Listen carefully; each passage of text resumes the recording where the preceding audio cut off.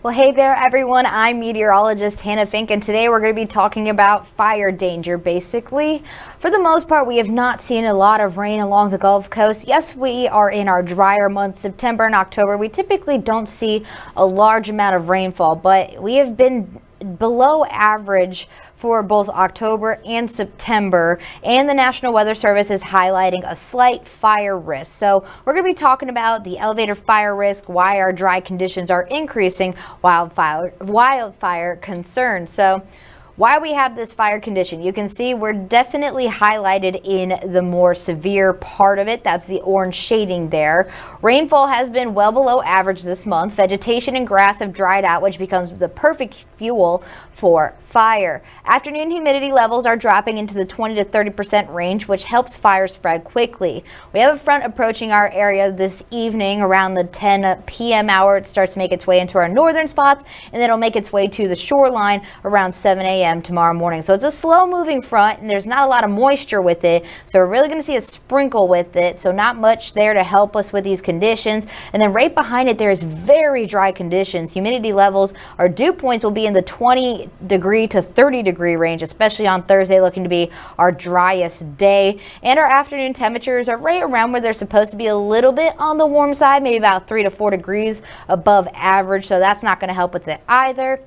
So even a small spark can ignite flames that spread rapidly with our breezy conditions. We had some pretty breezy conditions this last few days, and we're still going to see about 5 to 10 mile per hour winds, and it'll be stronger near the coastline. So what exactly is an elevated fire risk? Fire risk levels are determined by temperature, humidity, wind, and the dryness of vegetation, which in this case, we have warmer temperatures. Humidity levels are extremely low. We do have the wind impact there, and because we've been pretty dry the last month and a half, the dryness of vegetation is obviously a factor. So we're sitting in that high to very high range right now. That means fires can start easily and spread fast, especially in rural or grassy areas. We've been seeing pictures on Facebook of some fires that may have started, some brush fires, especially in the Grand Bay area. We saw that earlier this afternoon. So I feel like this is now a good time to talk about this. So how can fires start? Well, the first thing is most wildfires are human caused. Common triggers include tossed cigarettes, unattended campfires, debris burning, and sparks from vehicles or equipment on dry grass. You can probably look outside right now and see the grass is not as green as it typically is, or if you don't really have that much grass in the area, you can really see the graininess of the dirt. So even parking a car on tall grass can start a fire. The heat from your exhaust is enough to do so. This is a great graphic from weather.gov to show you what causes a fire. So a spark plus fuel and oxygen equals fire. And then on top of it, weather conditions can spread it faster too. So strong winds, drought, and higher temperatures and lower humidity.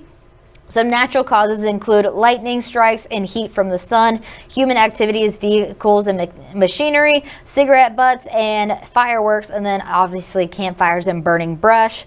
And then some of that fuel could be grass, brush, and trees. Oxygen is almost everywhere in our atmosphere. Fire prevention tips: avoid outdoor burning until conditions improve. And then if you must grill or have a campfire, keep water nearby or never leave it unattended. Another good idea is to have a fire extinguisher, especially if you're grilling. Dispose of cigarettes properly, never out a window, and avoid using fireworks or anything with open flames outdoors at this time. And make sure trailer chains aren't dragging to cause sparks along the roadside. That can make roadside fires. And then here's how to report a fire. If you see smoke or fire, call 911 immediately. Provide your location, nearest road, and any landmarks. Do not try to fight the fire yourselves. Conditions are too dry and dangerous at this time, and early reporting helps fire crews respond faster and protect property and lives as well. This is a very brief presentation on what this is, but too long can obviously get a little dragged on, but obviously we want to make sure everybody stays safe. We're continuing to see these drought-like conditions. That drought monitor map I did show you comes out every Thursday. We did have some rain over the weekend, but the most we saw was about 2 inches in localized spots. Not all of us saw about 2 inches of rain, so we're not seeing much of an improvement on the drought monitor there, but we obviously will keep you updated as we get more updates on that. But thank you so much for joining me for Next Weather. We'll see you tomorrow.